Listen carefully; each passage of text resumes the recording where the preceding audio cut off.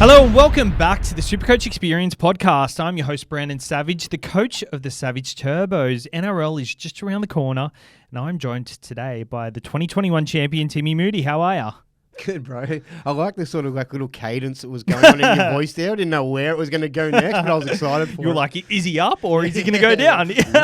Lots of different variations in the voice, and I'll tell you what has a lot of variations. Our SuperCoach teams. Yeah. It's a good segue. Yep. I'm getting good at this podcasting thing, you know.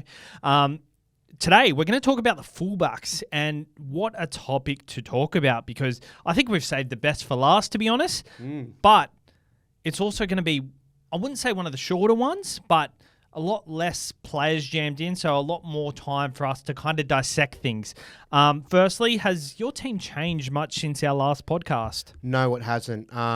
We were going to try and squeeze in a team reveal today, and I was really forcing myself to try and come up with a better team because I was paranoid that people were going to pick apart my team, and I was getting insecure about, those sorts of things. And I was like, I've just got to leave it where it's at. Like, there's so many things I don't want to pull apart yet. I know that there's changes I need to make. Like, still need to strengthen up the centre wing. I probably don't want to start with Brendan Smith, who I've got there at the moment, who I'm affording. I'll either go down or up. But, yeah, I just think I'm going to just let it sit there now until probably too closer to TLT and then make the changes. Now, I feel like I like the guys sitting there. I like the balance. I don't like the total balance of one or two positions, but everything else looks nice. So, yeah. What about you? Well, stay tuned for your team reveal, because I think that's going to be a real interesting one. And I think I'll probably do one more team reveal just before TLT, like maybe this week or next week. Potentially next week. We'll get yours out. What's this your week. major change? Is there anything major that's I've happened? made a lot of changes. So after last week's centre wing podcast, I've stacked up the centre wing. I've got Karaz and Valentine Holmes in there, which I'm really happy about. And I think it's the tactic to go, because I'm looking at a lot of teams, and a lot of teams, their centre wings are stacked up with people who probably aren't going to get picked. And with this round 0 and round 1 in a split round, I think people are going to get stuck with all these cheapies not being named and all their guns. Like, a lot of gun fullbacks and a lot of gun forward pack members are playing in that Vegas round. So I really think... You're stressing me out. Just the amount of people that I'm hearing have gotten 2 guns in there. I'm finding it hard to... I know I need to get one, and I'm just finding it very... That's why I can't get there at the moment. Well, I wasn't going to do it at all, but then after the Centre Wing podcast, it just makes you sit there and think, Jesus, I think I need to. But I think you definitely need 2 of these guns for the fullbacks. I think I'm only going to go with 1 and a mid-ranger. I think that's fair. I don't think I can afford this like top gun like Marju or Val Holmes and then one of these 600 guys. So some people seem to be going with like a Karaz or a Hammer at about 600k. I'm missing out on a lot though. Like, I'm not getting Harry Grant. I'm not getting Payne Haas. I'm not getting Nathan Cleary. And I don't have... That's a big thing that's changed. Yeah. That's another thing that every time I did go to try and make the adjustments to make hooker stronger, to make centre wing stronger, it just kept coming back to, I'm going to have to get rid of Cleary for this to start with. But then I just wasn't happy with anyone I'd go down, like far enough to. Yeah. Like, if I went to like Moses, it wasn't far enough to justify the money I needed. And if I went like down to a real cheapy guy, I was starting to worry if they were just going to sit there and slow burn for too long. So I know that we've got to get to 2 gun halfbacks fairly quickly if we're not going to start with them. Yeah, I think that is a big issue. I've still got Trindle in my side, and I tried to toy with the idea of Nathan Cleary, but Dylan Brown is still there, and I just think it's the bounce back year, and you'll see a lot of my team is based on the bounce back year. It sounds like you've gone back to where you were.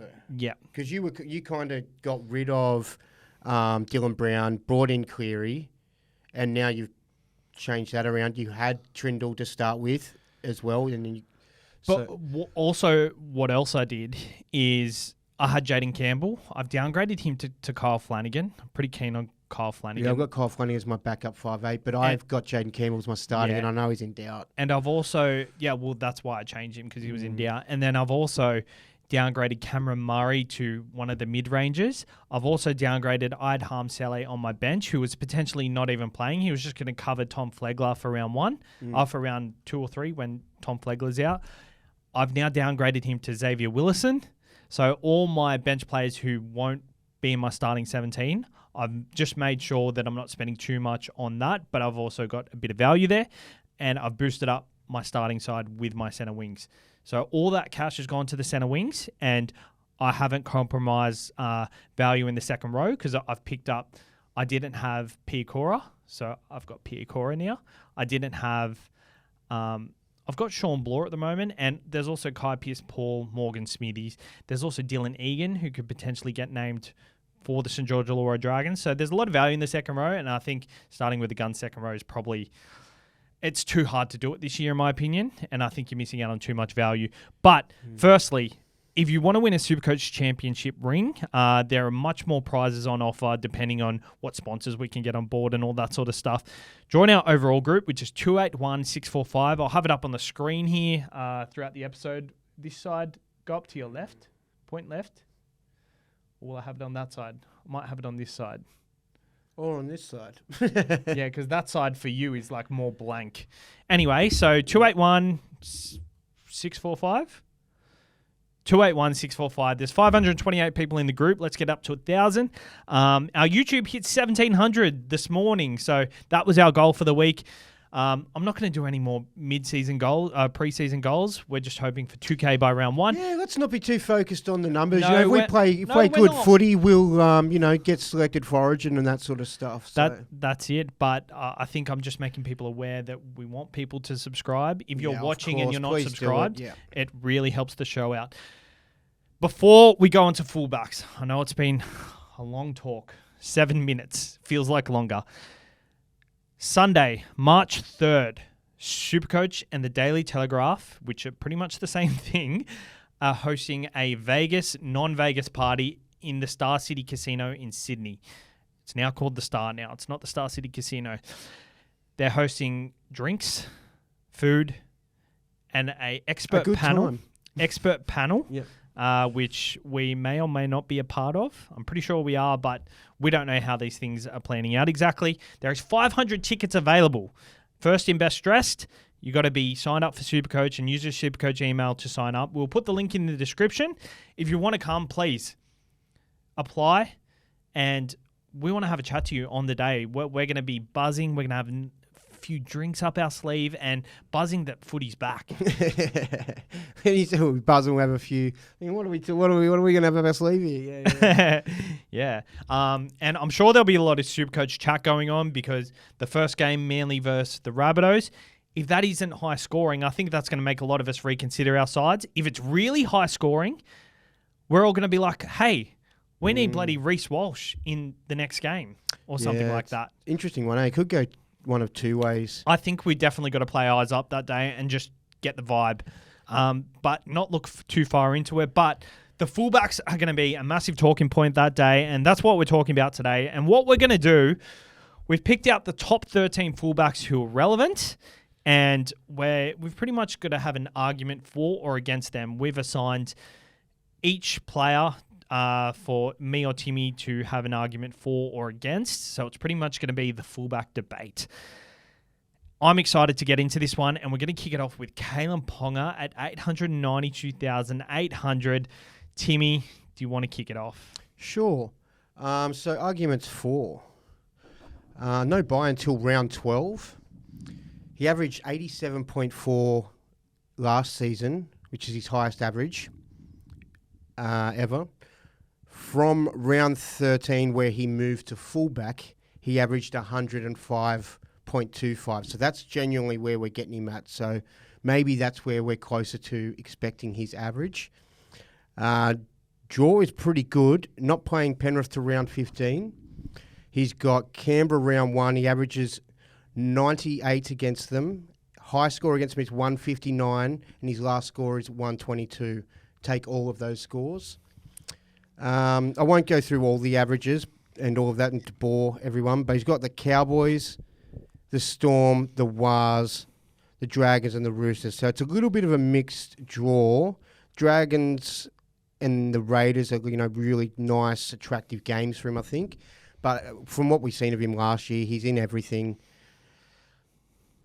Kicking goals. He's 33% owned at the moment. So I think that if he does fire and you're missing him, you could be falling behind. Is that your argument? Yeah. So time for the rebuttal. To be honest, I couldn't find much against Kalen Ponga because personally, I think he's a good buy. I'm not going in myself. Maybe if it was a bit cheaper, I'd definitely look at it. The fact he is goal kicking is very good though. Has a nice draw, but what I've found, fullbacks that have won the Daily M medal in previous years, Roger Tuivasa-Sheck in 2019 won the Daily M medal. He averaged 71 that year. The year after, he averaged 59 at fullback.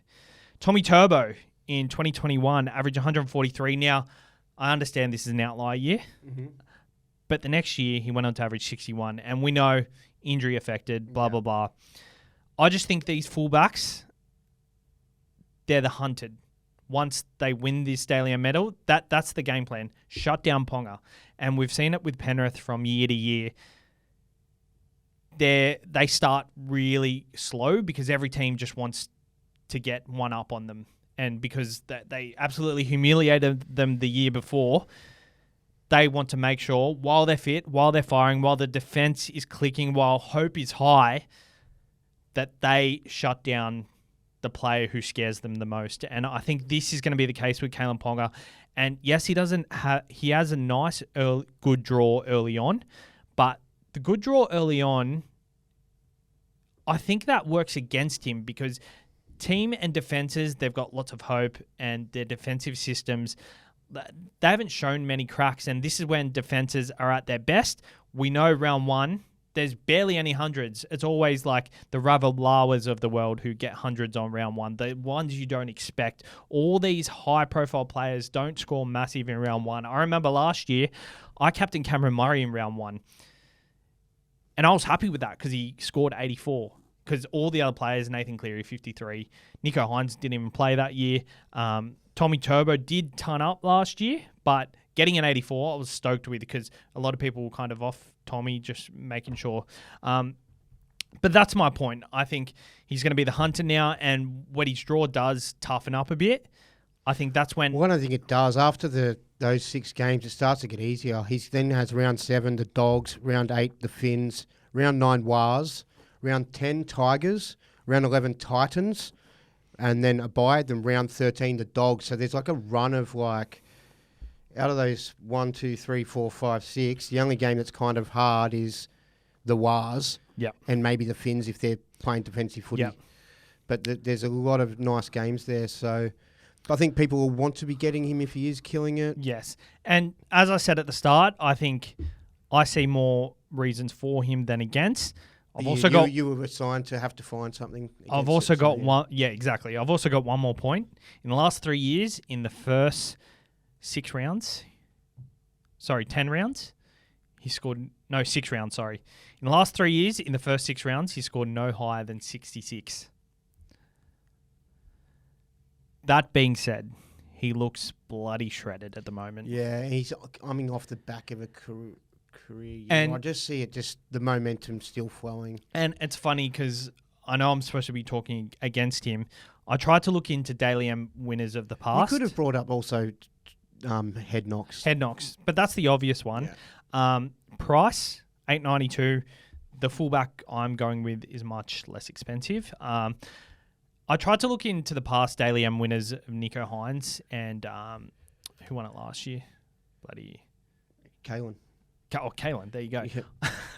I tried to look at Nicho Hines. He actually averaged more the year after. But we saw that mindset in Nicho Hines in that offseason. Like, he got himself a mental coach, like, bowed out of the finals pretty quickly. He was pretty focused. And I see very similar traits in what Kalen Ponga is doing this offseason. So... Yeah. If I have to lean on one side of the fence, it's definitely 4. But if you're thinking about going against Kalen Ponga, then you can go with the narrative that I've created. And yeah, the price is a bit too much for me. Scott Drinkwater. All right. I've got arguments for him again as well. So yep. I tried to do players that we've both owned recently. We've owned or haven't owned recently. Yeah. Like Will Kennedy down the list. I really should have done you against Will Kennedy, because you had bad experiences. Yeah. But I think as someone who's non-biased to Will Kennedy, because you really don't want to have him in your side, I think it's good to find things. But there you go. So Scott Drinkwater comes in at 851,800. What are your thoughts? It's a huge pod play. He's only 5% owned. 83.4 average across 21 games last year, which is like not far off where Kalen was at. There's no goal kicking in that as well, so just like all attack. Only 4 points less than what Ponga was off on last year. And no bye until round 16. Handy little fact. The draw is pretty good. He's got the Finns, Knights, Dragons. Broncos is a tough one, but he's got Titans and Eels. He has 6 tons last season, and 173 was his highest score. So there's a massive ceiling in him. That's what I've dug up on him for 4. Very good. I've got some breaking news. Ooh. Preseason team lists have dropped. Okay. And there's okay. Blake Taff named at fullback for the Bulldogs. Stephen Crichton wasn't named. Bronson Jerry named at centre. Drew Hutchison named at number 7 with Toby Sexton at number 14. Crichton's not named at all. No, he's not named at all. Is that a trial though? Yeah, it's a trial. Yeah. But this weekend, Drew Hutchison named at 7. Yep. Toby Sexton at number 14. Drew Hutchison is available in the centre wing. But where do you expect him to play come round 1? 354K. If he plays a halfback, interesting cheapie. Sam Hughes is named to start at prop with Max King. Jamin Salmon 13. Liam Knight on the bench, which is very good for Sam Hughes owners. Pappenhausen is named. Keegan Russell Smith, who is a friend of the show, is named at number 6. We've got Kale Iro named at centre. Nice. For the Sharks. Cade Dykes at fullback. We've got Greg Marju is named. So is Tyson Gamble and Jackson Hastings. What I'll do with this, I'll add it to maybe the start of the show or the end of the show. Anything else relevant? McInnes named captain. Jed Cartwright and Dylan Lucas on the edges. Cogger named on the bench. Yeah, so I mean, there's a... Roosters. James Tedesco named at number 1. Nat Butcher and Tupanua named in the second row with Egan Butcher and Crichton on the bench. Terrell May also on the bench with Sil Wong at number 19. There's only so much you can read into it, though. The next trial, they might flip, other guys are starting, other guys on the bench, and they're just giving this guy the start 'cause they want to give him give him that experience. I don't think you can lock down too much like, Ero's training at centre, then he's definitely going to start. But I guess it's a little bit of clues, I guess, that you can... We've also got Canberra side. Chevy Stewart named a fullback. Kotrick and Xavier Savage on the wings. Hopewade and Schiller in the centres. Kaya Weeks at number 6. Ethan Strange at number 7. So I think that says a bit that Strange is probably the backup 5'8", potentially. And then we've got the Charity Shield, which is this weekend. Geez, we got some footy on this weekend. Alex Johnson, Isaiah Tass, Richie Kenner, and Tane Milne on the wing. Lomax named on the wing. Kyle Flanagan named at number 6. Tom Eisenhuth named at starting second row. Available in centre wing at 300 odd K. So that's a nice little one. Jai Arrow named on the edge. Tallis Duncan named at number 18. We've got Jaden Sullivan and Aiden Caesar named in halves for the Tigers. Dream Buller at fullback. Tuivasa-Sheck named at centre with Marcelo Montoya named captain of the side. Appy Coruscant's playing. Reece Walsh, Corey Oates. Deloise Hoyter in the centres. Cobbo, Mariner. Vilea named in centre for the Cowboys. Yeah, there's a lot. There's a lot going on here. Yeah, keen to have a look and see how some of these guys go. Hopefully some of them were keen on just to have blinders and make it hard for them to refuse giving them a go. Awesome. All right. Fuck. I can't cut that now. All good. Makes it hard, though. All right, Scott Drinkwater against. He didn't get his first ton last year till round 8. So he hasn't really had the starting fullback position for a long time. So that's all I could go off. So I am hot on the Cowboys this year, so I probably think he probably gets one sooner. But just based off that, starts a bit slow for a fullback. He has a good draw. He's an elite player. He could buck the trend. I think that's more points for him. Yeah, I love him. Like, I think he's super exciting, but just feels so risky. Like, there's something just about... I don't know, it just seems... Just the base is no good, eh? Base, the price, you're always paying up for a guy that's also not kicking when you can get a similar price for a guy who is kicking. Someone who's... Yeah, I don't know. It just seems super risky. Seems to me more of a guy to take over the buys when you've got lesser options. Yeah, for sure. But I can't knock people who want to go with him because he's mad. And if the Cowboys do kick off hard to start, then yeah. I think the fact that he is the second most expensive fullback just proves I think he is elite option now. But I think he's also kind of like he might fall into Clint Gutherson territory where he's only elite for certain parts of the year and relevant for super coaches. So yeah, I think you take the risk of the height, the ceiling with those low games that can just come. I think it's very tough to start with him because you don't have a form guide to go off. If he starts hot, I'm all for someone sideways trading to get him because he's the kind of guy who will keep it up. Tom Trbojevic comes in at 833,500. The four argument for him. So he had a pec injury last year, and I think the main concern for Tommy Turbo in the past has been injury concern. The pec injury last year in Origin 2 has pretty much given his legs a long time to recover because the main concern for him was leg injuries, hamstring issues, all that sort of stuff.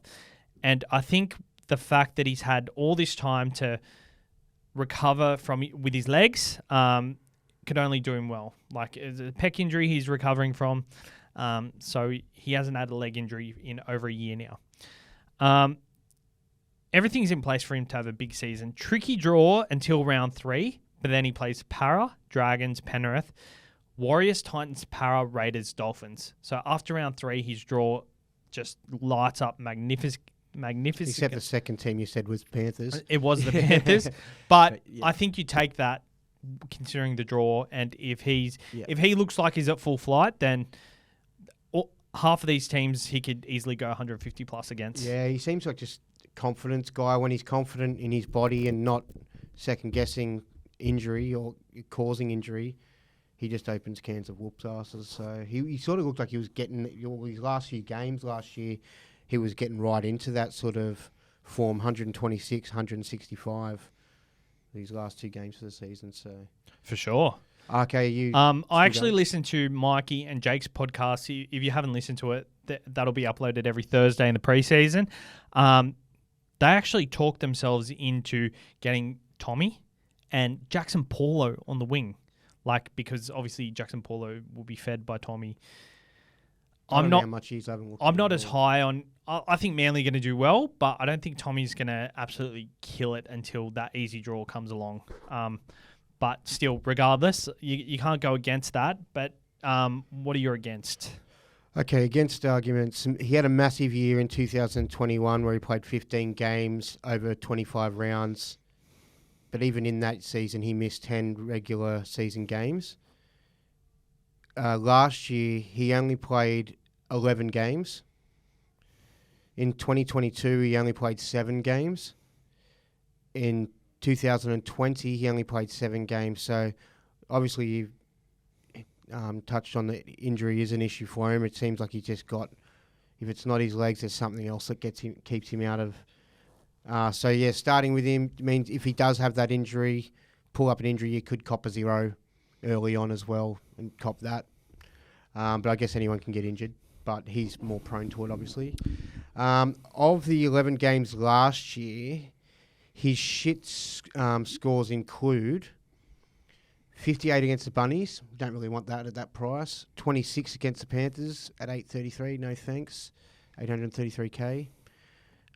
57 against the Storm. 37 against the Tigers. 41 v the Sharks. This is a fullback. Very low scores. He was very playing within himself in these games. I think it was at the start of the season. Yeah. I've got a few notes on, his averages against the first couple of clubs. Like the South, he plays in round 1. He averages only 65. And his last score That's pretty good. 58, 65. Yeah. For Look at all the halfbacks we're looking at. They struggle to average 60 against most sides, like Mitchell Moses. Yeah, I just think that an elite, I think if Tommy is more of a, at his best at 80 to 100 at least. Yeah, player. I think with the tricky draw in the first 3, you can't expect that much from him. Like, even Nathan Cleary, if he's playing the Broncos in Melbourne, like, you're not expecting 100 scores from him. Yeah. Like, you don't captain him because he's not a guaranteed 100 every week. Yeah. So, for me, at that price, I think he's just someone that I'd be more than happy just to watch, let him go about.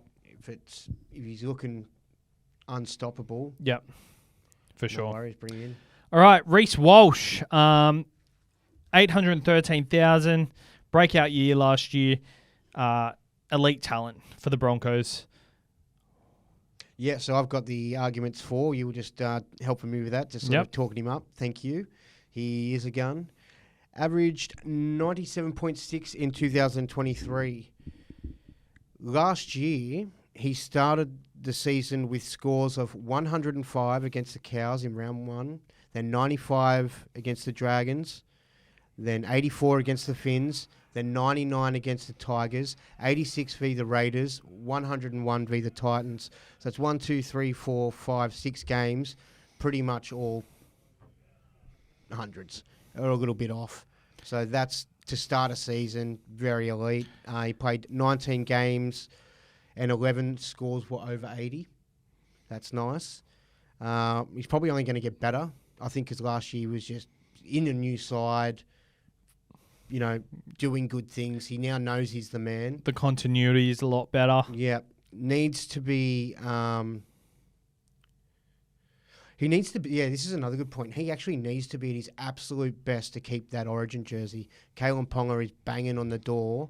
And, yeah, I can totally see Billy just going, yep, you had the mad year last year, Walsh, but I'm picking Ponga this year. You know what I mean? Ponga's playing better.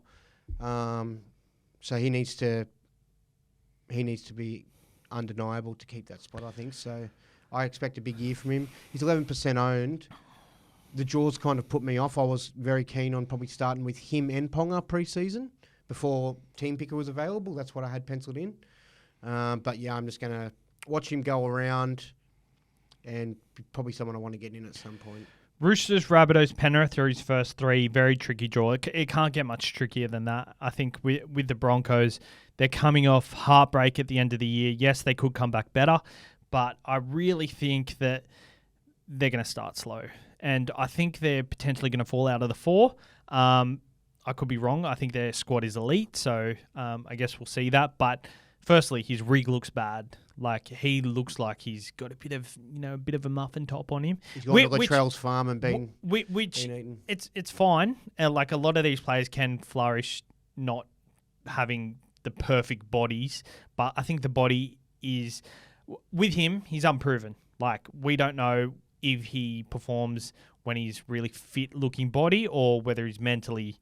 Because, like, with Latrell, you look at him, yeah, he's lost weight this off-season, but it's not really what you look at. It's just a bonus because Latrell, it's just mindset for Latrell. But with Reece Walsh, I think he's just been... It looks like he's been a bit lazy this preseason. I can't say that for sure. Like, I'm not within the camp, so maybe he's training harder than anyone, and I don't know. But it's just outside looking in, and you kind of got to vibe these things. Flegler's gone, which means tiring out the middles on the other side of the field will take longer because usually they've got the 1-2-3 punch of Flegler, Haas, Carrigan. Now they've only got Haas and Carrigan, which is pretty bloody hard for opposition teams, but it's just something they've got to adapt to. So when these teams, when Haas and Carrigan come off, these teams have a chance to recoup. And we saw in the grand final when Nathan Cleary scored that try, that was just pure tiredness from the Broncos. That's what Penrith did. They were relentless through the middle. And I think the Broncos, this is exactly what they did throughout the season. They tied out other teams' middles, and that allowed Reece Walsh to go straight through. Without Flegler, someone like Kobe Hetherington could be named at front row. Maybe Corey Jensen. I actually like Corey Jensen. I think he's probably a suitable replacement for Tom Flegler, but it's just that little step down that makes you think, okay, is it just going to be that extra added layer that gives the other team just a bit more to work with? Or something. Yeah, I think he'll be all right, though. I don't think that'll affect him too I think so too, but for the sake of argument, Sure. This is what I've gone with. And yeah, that's pretty much my thoughts against Reece Walsh, but realistically, you're going with or without him? I'm not starting with him. Yeah. He's not I've got my two guys I'm happy with. Yeah. Sweet. Who are you starting with? So I've got Ponga and Pappenhausen. I could be talked out of Pappenhausen. Yep. But there's not another one that's really... I mean, anyone who says they're starting with Latrell, I get a little bit like, ooh yeah, about that. That makes me a bit nervous. But other names that I hear people throw out, I'm like, not that envious of. Okay, so I've got the next three. I'm arguing for the next three. Mm-hmm. And two of these are actually people I got. So, interesting. Clint Gutherson comes in at number 5 at 807,000. I do not have Clint Gutherson, but my for argument, he's one of the few fullbacks who actually have a good draw. So he's got the Dogs, then Penrith, which, Penrith's okay, but he and Penrith and Parramatta religiously get up for the Penrith game, and for some reason, every single Parramatta player just averages not bad against Penrith. He's got Dogs, Penrith, Manly, Tigers, Raiders, Cowboys, Dolphins, Manly. Last year, he went on an absolute tear throughout the middle part of the year, and he is so consistent, 70 to 80 every week at the start of the season, and you just don't think about it because he's not on your radar, but maybe he is this guy that you can go to and figure out which fullbacks are hot, and you can go sideways to one of these fullbacks because he is 807,000 and he's at that price because he's an elite fullback for SuperCoach. And yeah, that's all I got for Clint Gutherson. Personally, I don't love it, but I think he's definitely a good stopgap person with a good draw that you can hold on to until you decide who that fullback is. Yeah, I reckon you're better off just to take your chance, though. And For sure. Yeah, pick, the guy you think might go off and nail it with that big upside. But I've got arguments against him. He only averaged 79 last season. That's the best year he's ever had. 2022, he averaged 68. 2021, in a high attacking year, only 74. 2020, 69. In 2019, 57. The three big scores, you sort of identified he went on a bit of a run last year in the middle part of the season. Those three big scores, round 15, 138, round 16, 132, and round 17, 119. That was over the bye period. So those really big scores I've got to have really inflated his average. So I don't think his average of 79 is very genuine. If you are having him at the start of the year, it seemed like he took advantage of some weaker sides there and really opened up in those games. 13 scores under 80 in 23 games. So that's a lot. And only 10 scores over 80. Way too many 60s. If you have a look through his, there's just... I remember when you said he's good for 60 to 80 to start. I looked, his first two scores were 60 in the 60. The next one was 84. Then it was 37. So, and then you scroll back down. There are 70s and 80s, but there's a lot of 60s. And he's a buy guy. I definitely think he's a buy guy. He's a buy guy for sure. Latrell comes in at 789,400. You said when people have Latrell, you kind of like, ugh. Yeah, it makes me nervous. Yep. I think it's the year of the bounce back, and he's one of the only goal-kicking fullbacks, which gives you that security. It is a tricky draw, but Cody is the one that goes missing in the tricky draw, and Latrell is the one that steps up. Manly, Broncos, Roosters in the first 3, and then he plays the Dogs, Warriors, Sharks, then he has a bye. So I guess that is not a great point that he has the bye in round 7, but Dogs, Warriors, Sharks, pretty good draw after 3 rounds, and that first 3 rounds, I see him going to Vegas and bloody wanting to absolutely put on a show. Yeah, he's one person that I picture. Like, Reece Walsh has got mad attack, but with the sidelines being put in a little bit, I think it's hard for him to get around and use his space, whereas I can see Latrell getting the ball and just being a mad boss, doing turbos, you know what I mean? Just near the line. Latrell scores most of his tries where the back rower scores their tries. Yeah. Like, getting the ball in shape and then just getting over and boosh. Yeah, I can totally see that. Yeah. Are you still going on your arguments? No, they're not. Okay, cool. So I've got he only averaged 77.3. If you chuck only when it's against, but he won 4. I go, he managed to. Yeah, it's all about their wording. Yeah. Okay, so he only averaged 77.3 last season. He only played 16 games. Without goal kicking, he averaged 66.5. So he's pretty not involved. But he goal kicks. Yeah, I know. But we're just trying to find some negative things. So they're not scoring tries or also, whatever. I've got a plus. He lost 10 kilos in the off-season. Okay, nice. Started slow last year. 73 versus the Sharks, 62 versus the Panthers, 66 versus the Roosters, 34 v Manly, 76 versus the Storm. If you had any of those scores, you've got the shits with them. Yeah, they're not what you want. Yep. You want hundreds, and you'll take 80s. Yep. Yeah, okay. Of the 16 games last year, only 5 scores to be happy with. So the Dogs, 146. Captain him that round. The Finns, 121 in round 7. Round 8, he played Panthers, he got 102. Round 9, Broncos, 96. Round 11, 91. 11 scores under 80 in that 16 games. That's pretty alarming. Like, if you're looking at, if that was, you're going to take that over to here for this year, you'd pass. I mean, there was those 5 games he did really well, but 11 games he underwhelming. First 3 games he's got Manly, Broncos, and Roosters that are tough games. He averages 65 versus Manly, 48 versus the Broncos, and 64 versus Roosters. I think there's a great argument to start against him. The only thing that I don't like is the FOMO, because he's a big name, and I can just see him scoring 2 tries or at least just because he wants to edge his name on US soil. Well, it's funny. You go, there's only 3 scores I'd be happy with. One of them was against Penrith. No one scores good against Penrith, yet he managed to turn up against Penrith. Yeah. But then in those, he also played 11 other games against easier opponents where he couldn't score more than 80 points. Yeah, he had a bad season last year, and he still averaged nearly 80. Yeah, I'm just trying to win my arguments against. I still think you're a gun, Latrell. I know you're a massive fan of the show. Don't DM me and attack me. That's it. Yeah. All right, this is my second fullback. I've got James Tedesco, which surprising. Yes, I know, but it's funny. Guilty pleasure, I think. Yeah, I think so, because I've always hated James Tedesco when he's not a pod. I love him when he's a pod.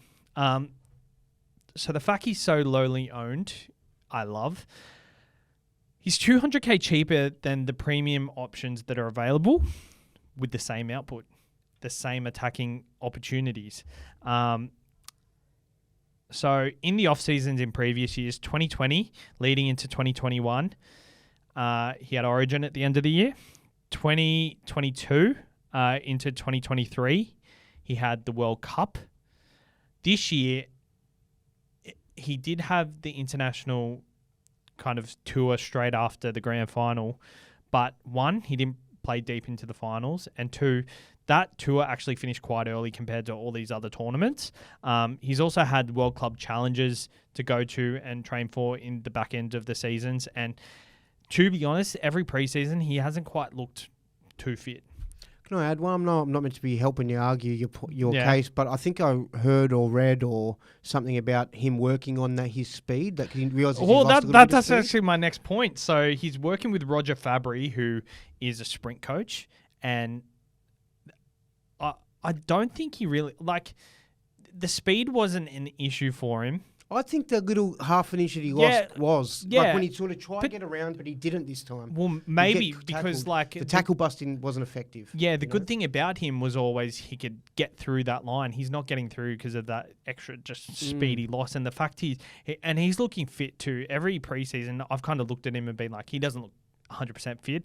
This preseason, he's training his ass off, and I think with a bad start to the season last year, and Roosters pretty much nearly shitting the bed. I think he's desperate to keep his Origin jersey too, because people sort of tainting his name a bit. He's just James Tedesco, the best player in the world that we'd say up until last year or something, when Nathan probably wasn't 100%. That title. And the fact he's being questioned so much, I think he's so determined. That Origin jersey is up for grabs this year, and he's got to perform to keep anyone else out of the spot. Yep. So I love James Tedesco as a purchase, and he does have a high ceiling. You might think, oh, no, he's getting old, bad for SuperCoach. He still turned up quite a bit last year, considering he had a bad season. I think if he's fit, the Roosters are going to work on that fast start. You see, he's named in the trial this week. In the past, Teddy was never named in the trial. So I think that just proves where the Roosters are at. They want to start hot, and they want to make sure they bank a couple of wins early on. I love James Tedesco this year, and I think what he's going to bring to the Roosters, a lot of criticism about his ball playing, just hogging the ball a lot. I think he's going to work on them things, and these non-opportunities, he's going to turn them into opportunities. So that's why he's my second fullback. I also love James Tedesco. I don't like any negative talk about James Tedesco. Whenever I read any negative things about it, it makes me upset. I don't like it either. I do understand though why it is, because Queensland have Reece Walsh. People and expect so much because he's such an elite player. Yeah, but Queensland have Reece Walsh and Kalen Ponga. We've got players like that. We've got Pappenhausen, Drinkwater, and Turbo, who are gun fullbacks who can play a similar style to them. I think Teddy's just a bit more ball running. And I think kind of rounded in a lot of ways. I'll get onto my arguments against then, shall I? Mm-hmm. Last season, 69.25 average. That's his shittest average since 2015. So you could argue he's on the decline. This could be a decline for him. Only 4 tons last year. You mentioned there was quite a few. That's not that many.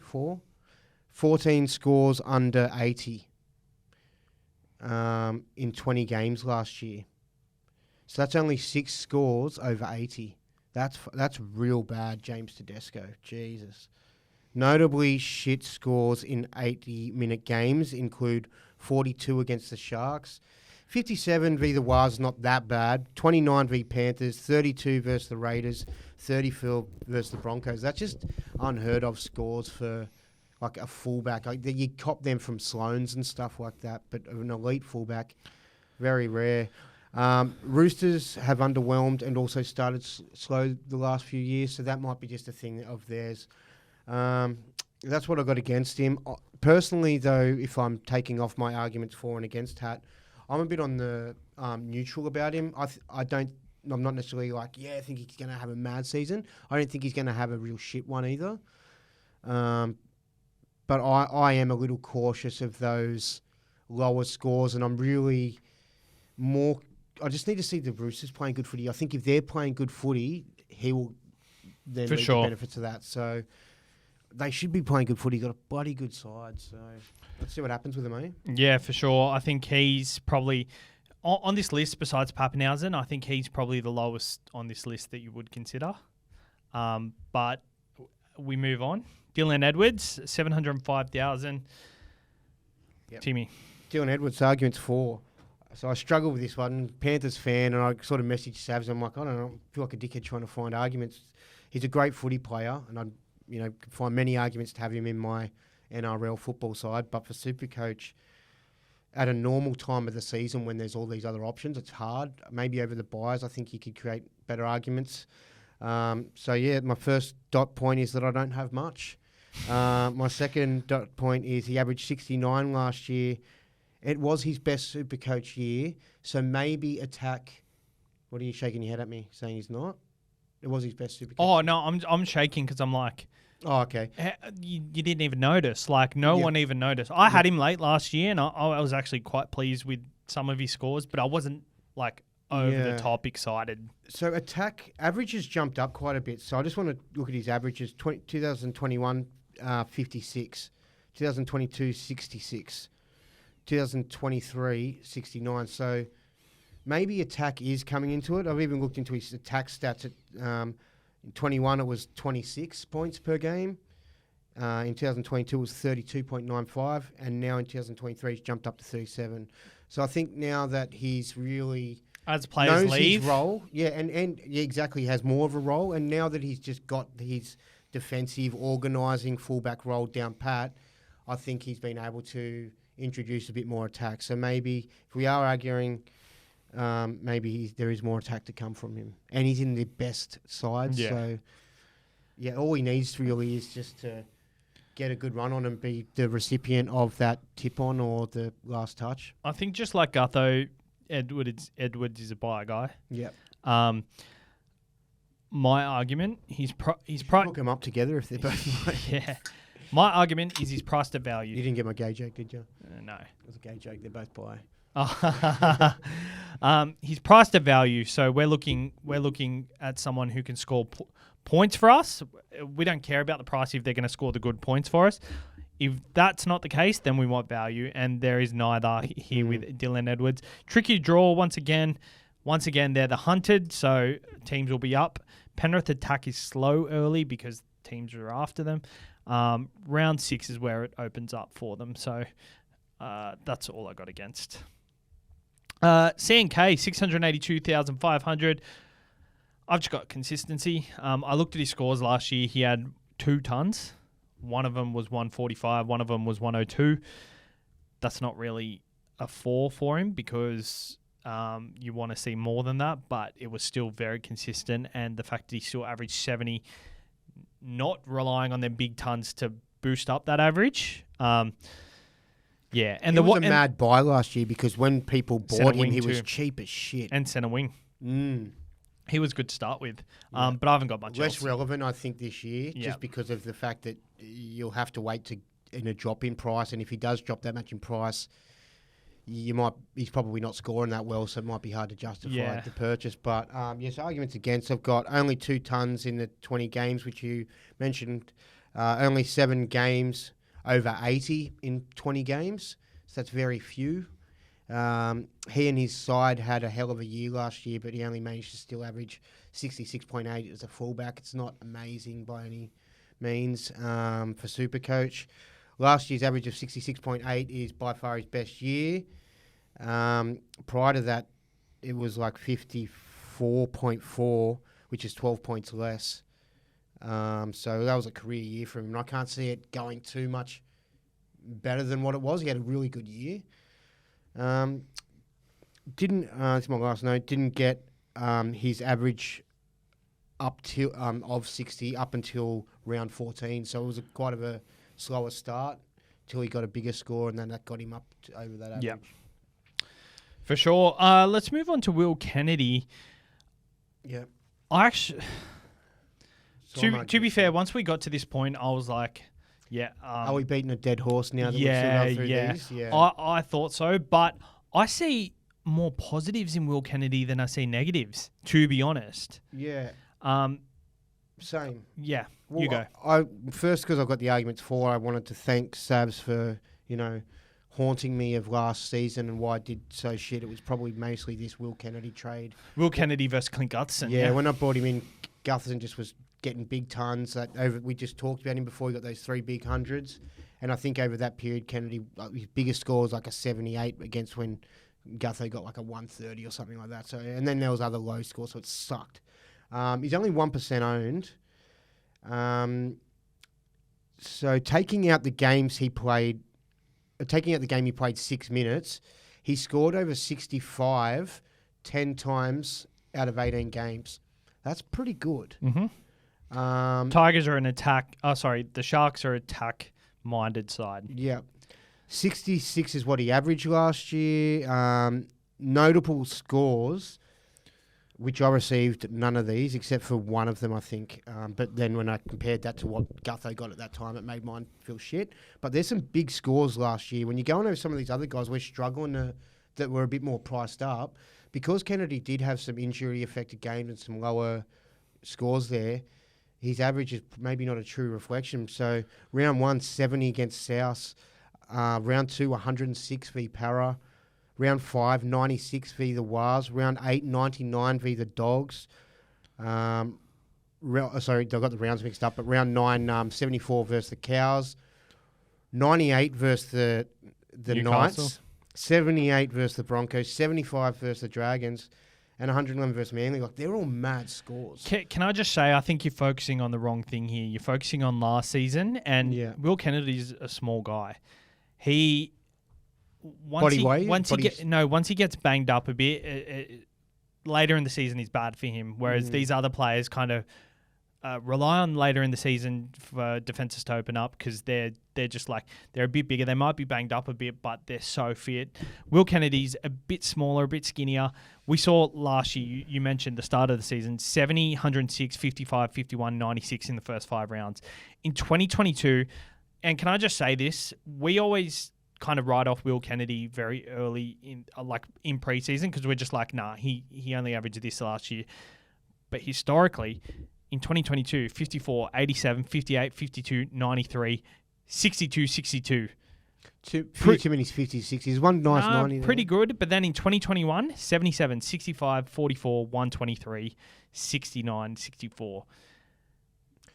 Not over. I think last year was more impressive for him, but...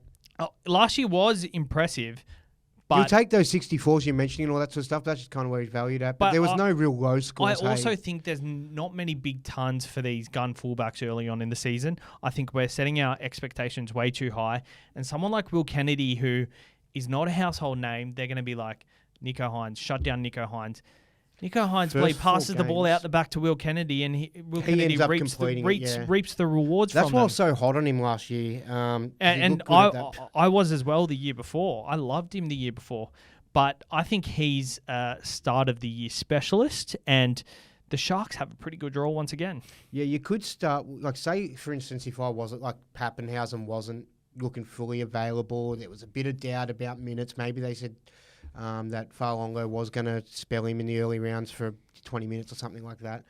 With Will Kennedy, the first 4 games are the Wars, the Dogs, the Tigers and the Raiders. It gets a little bit harder after that. So if you were going to start with him, you'd be best to... I mean, if you wanted him, you'd be best to start with him because you might miss out on those big early scores and then you might pick him up when it drops off a little bit. Yep. So it could be worth taking the risk on him. I think at least until round 9, because round 10 they go Melbourne, Roosters, Penrith, Parramatta.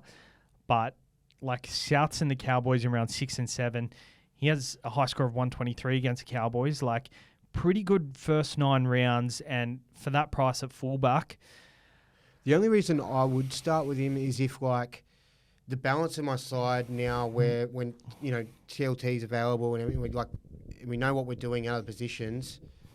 You want to spend up elsewhere. If you could just take a little bit off your second fullback, like say you had... Yeah, well, that's why I've done Latrell and go down to him, but that meant you didn't have a shit hooker. Yeah. Where you were going to go with one. Yeah. I could get around it. So I might just keep him in the back of my mind. Yeah, I can use you if I need to sacrifice some cash there. I think he'll be okay. I think he genuinely will start the season pretty well. My only issue is... You'd want to turn him into someone pretty quickly. Yeah, too. Centre wing is pretty volatile, and you're playing people you don't want to play anyway. I think having that in your side who you're not sure what he's going to score week to week, and like say he does score a 50 where he got lucky in the last 5 minutes, like you don't want that in your side. Mm. Yeah, it's a bit of a tricky one. On paper, it doesn't look right, does it? It doesn't feel right, Yeah. does it?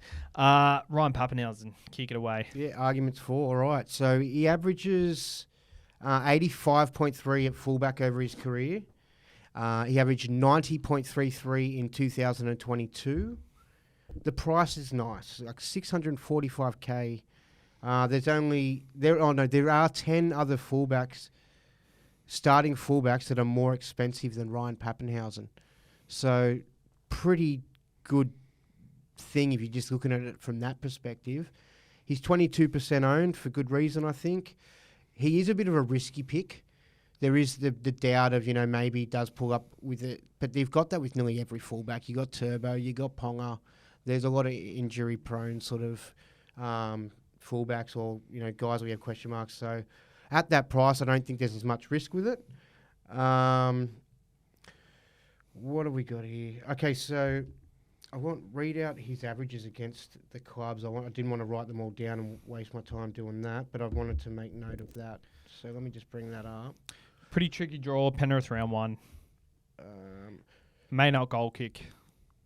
That's all I got, to be honest. No. So if I just went through like his highest scores against clubs, nearly every single club, it's like big tons.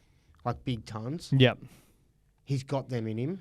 He does. And for like 645K, he could be the type of guy with kicking goals if Storm are just smashing teams, which I think that they could. I don't think their draw's too shabby from memory. I might have to... They have Penrith round 1. To start, yeah. There's Broncos early on too. It's a bit mixed. There's some nicer games, there's some tougher ones. But the Storm are that sort of side where you put them up against anyone. They always play well. If he could jump massive in price, but if he's performing that well, everyone will just downgrade to him in the first couple of weeks anyway. For sure, and I think that's what you got to do. You got to keep an eye on it. They have Penrith, New Zealand, Newcastle, Broncos, Bulldogs, Roosters, Rabbitohs. Oh, I did want to bring up one thing. So he does look like he's got a shit average against Penrith, but he's only actually ever played Penrith twice. For 25 and 53. Yeah, and one of those was an injury-affected game. The 53 got him 45 minutes. I just thought... He did play them in the grand final and got Clive Churchill as well, so... Yeah. That first game you kind of want to really start off with a bang, like the first week. Yeah. So that kind of puts me a little bit off, just the fact that... like if they play Penrith round 3 and they got New Zealand and Newcastle in the first 2, you're kind of more inclined to do it, but... He's just someone I'm happy to sit back and have a look at. At least with that, if he does score shit against Penrith, that's going to get out of his rolling average nice and quickly, being it's the first round. So we've got 2 more players that I don't think we should touch on, to be honest. We've got AJ Brimson and Doreen Buller. If at some point in the season they do become relevant, I'm happy to talk about them. But maybe AJ Brimson will just touch on 587,000. Probably will get that centre wing duel before round 1. And if that's the case, he's one of them guys around that price that we could potentially look at for that premium centre wing option. 587K, just to tick under what Jacob Kiraz is. It's a bit unknown, to be honest. I'm meant to be doing the 4 argument, but I do think he will be a roaming type of centre. So I think he will have more involvements than your regular centre. I think the Titans are going to start well. But they've got a super nice draw. Yeah. But they could be the victim of like the Cowboys last year that we had a super nice draw. We all expect big things that doesn't happen. But also, look in the past, all these teams with new coaches, they've always started hot. Yeah, true. Webster, Peyton in his first year. I think, yeah. So just a couple of notes I got on him. Could shift around a bit. Probably start at fullback if Jaden Campbell's not right to go, and then he might move to centre, and then if something happens to Foz, he's probably going to move to 5'8". So it could be a frustrating thing over a period if that's happening, not solidifying himself in a spot and getting consistency. A point for him, even though I'm against him, he's in the centre. He's only had 2 games, but his average there is 71.5, which is quite a jump on his fullback average of 58.4. Small sample size though. Yeah, I got 9. There's 9 clubs he's failed to score a high score of more than 80 in his over his career. There's 9 clubs that he hasn't been able to ever score more than 80, which I thought was an interesting note because He hasn't played that much. He's been injured most of his career, so he still had enough games to sort of. All right, I think that'll do us, to be honest. One thing I did forget to mention at the start of the show. So next week, Timmy, we're going to obviously we'll wrap up the trials a little bit, see what our thoughts are from that. But what we're going to do is we're going to create a side together, and not make it. Yeah. That's what we're going to do. That's what we're going to do. That's just a second side. What if it wins? We're going to make a side. We're going to make a side. No, fuck that. You're not. What do you want to do? So we're going to make a side, and what we're going to do, we're going to agree on a side together, which my wife will be managing.